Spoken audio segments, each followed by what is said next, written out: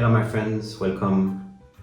You recognize here the angle that I used for the video about the Stanley toolbox, which of course is by far less good than my own toolbox for basic works. 100% coverage of basic works and no any single excessive tool in this toolbox. So welcome to this theoretical video. This is the third theoretical video I have published on my channel. The first one was about electricity in a house, where the wires are coming from and how they are connected. A second theoretical video was about gas in the kitchen, and I'm very pleased to welcome you today to the third theoretical video, which is about the central heating system. This theory will help you understanding how to start again your central heating after the summertime. So for the central heating, let's go. You see here a house. So it's a very simplified, of course. So here you have the ground floor. This is the first floor. This here is the cellar. So just for illustrating, here it's the level of the street, and let's say the garden on the back. So this is the house.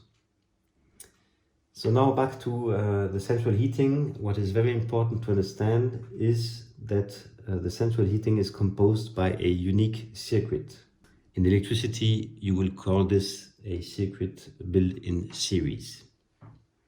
It seems the cat is very interested by this theoretical explanation. Sorry, Cathy. How does it work?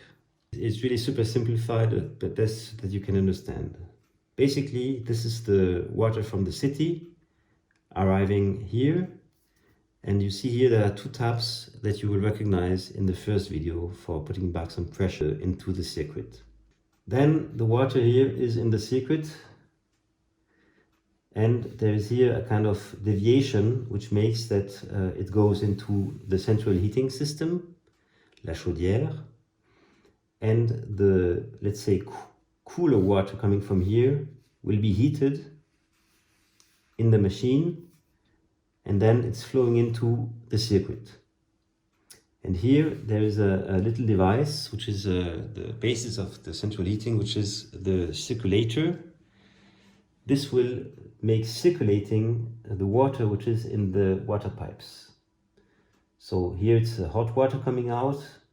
It will feed the first radiator, and then this water will feed the second one, etc. So after a while, at the end of the circuit, the water will be cooler and it's coming back and will be heated again.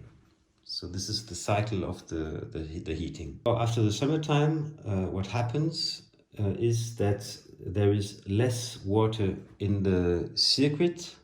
So what is happening during the summertime in the radiator? So you see here, this wine bottle, Pommard 2011 Les Petits Noisons, is at a normal level, whereas this other bottle, this is a Chambertin Clos de Bèze from 72, the level is much lower.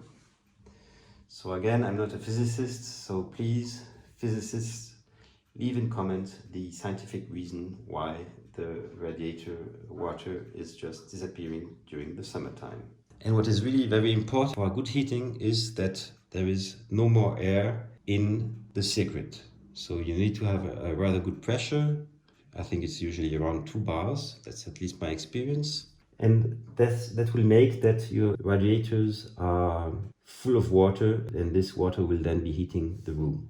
So that means that after the summertime, what you have to do first is to inject some water in the system for having the right pressure. Once you have enough pressure, you will bleed each of the radiators. This makes that there is less air into the system, but at the same moment, there's a lot of space staying with air. So this is why you need to put the pressure back, and there are 2 taps. You have to open the 2 taps. This will charge the circuit, and this will heighten the pressure. And for this, you have a nanometer for following it up. And then it will again fill in the space which was previously, before the bleeding, occupied by air. And then there is also an order for purging the best is to purge first of all the radiators which are close to the central heating machine. Why? Because if I'm first purging this radiator, then there will be air, and if I'm later on bleeding this radiator, it means that I will then lose again pressure on the top. So that's why the order in a house, you first start with the radiators which are on the bottom, and then you do floor by floor the higher levels. That's it, my friends. Now you know everything about the central heating, and I invite you now to turn to the practice with my first video of the series, which is about how to put back some pressure into the heating system. So see you in a minute on Happy Hour TV 1.